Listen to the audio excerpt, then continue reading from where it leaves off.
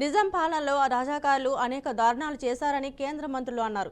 Secunderabad parade గ్రౌండ్లో నిర్వహించిన తెలంగాణ విమోచన దినోత్సవంలో కేంద్ర రక్షణ శాఖ మంత్రి రాజ్నాథ్ సింగ్ జాతీయ జెండాను ఆవిష్కరించారు. నిజాం పాలనలో రజాకార్లు అనేక దారుణాలు చేశారని, వారి ఆగడాలు తట్టుకోలేక ప్రజలు తిరగబడ్డారని కేంద్ర మంత్రులు గుర్తు చేశారు. చరిత్ర స్వాతంత్రం వచ్చినటువంటి రోజును గతంలో కాంగ్రెస్ పార్టీ కానీ బీఆర్ఎస్ పార్టీ కానీ పాలకులు కానీ ఈ యొక్క చరిత్ర ఈ తరానికి నవతరానికి తెలియకుండా మరి తొక్కి పెట్టడం జరిగింది. ఎంత దుర్మార్గంగా ఈ యొక్క మనకు స్వాతంత్రం వచ్చినటువంటి రోజు ఈరోజు పాఠ్యాంశాల్లో లేదు.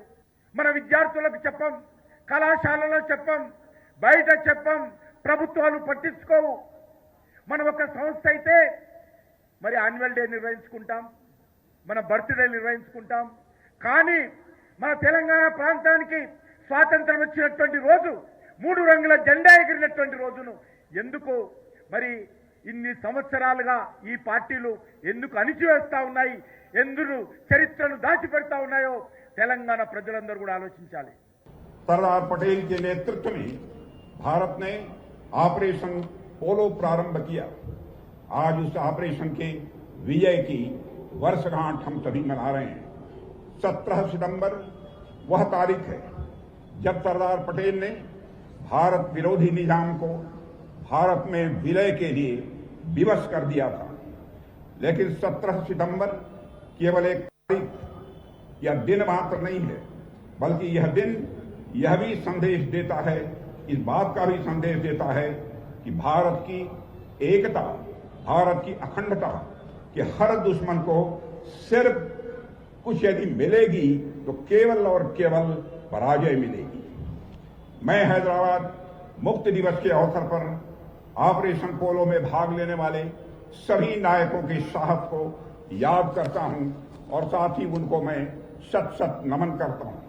जिन्होंने देश के एकता के लिए, अखंडता के लिए अपने आप को समर्पित कर दिया, आजादी के संग्राम में अपने आप को आहूत कर दिया, उन सब लोगों के लिए श्रद्धा सुमन के साथ साथ में आने वाली पीढ़ियों को स्वाभिमान, संघर्ष और राष्ट्रभक्ति की प्रेरणा देने का संकल्प भी है. मित्रों, इतिहास गवाह है कि 15 अगस्त 1947 को जब भारत आजाद हुआ, लेकिन हैदराबाद में निरंकुश निजाम का शासन बना रहा था. और आजादी के बाद 13 महीने तक तेलंगाना में, मराठवाड़ा में, कल्याण कर्नाटक में, आसपास के क्षेत्रों के लोग निजाम और निजाम के संरक्षण में रजाकारों के आतंक और अत्याचारों से ग्रसित थे. लेकिन फिर भी मैं अभिनंदन करना चाहता हूं उस समय के लोगों का, उस पीढ़ी के लोगों का, कि उन्होंने आजादी के संघर्ष की उस लौ को, उस अग्नि को बुझने नहीं दिया और निरंतर दमन के बावजूद भी प्रतिरोध की ज्वाला को और तेज करते रहे. దేశానికి స్వాతంత్రం 15 ఆగస్ట్ 1947లో వస్తే 399 రోజుల తర్వాత తెలంగాణ రాష్ట్రానికి స్వాతంత్రం వచ్చిన విషయం మనందరికీ తెలిసిన విషయమే. నిజాం నిరంకుశ పాలన వల్ల, నిజాం అరాచకాల వల్ల ఈ తెలంగాణ రాష్ట్రంలో ప్రజలు పడ్డ ఇబ్బందులను ఇప్పటికీ గుర్తు చేసుకుంటే తెలంగాణ రాష్ట్ర ప్రజల యొక్క రక్తం ఇప్పటికీ మసులుతా ఉన్నది.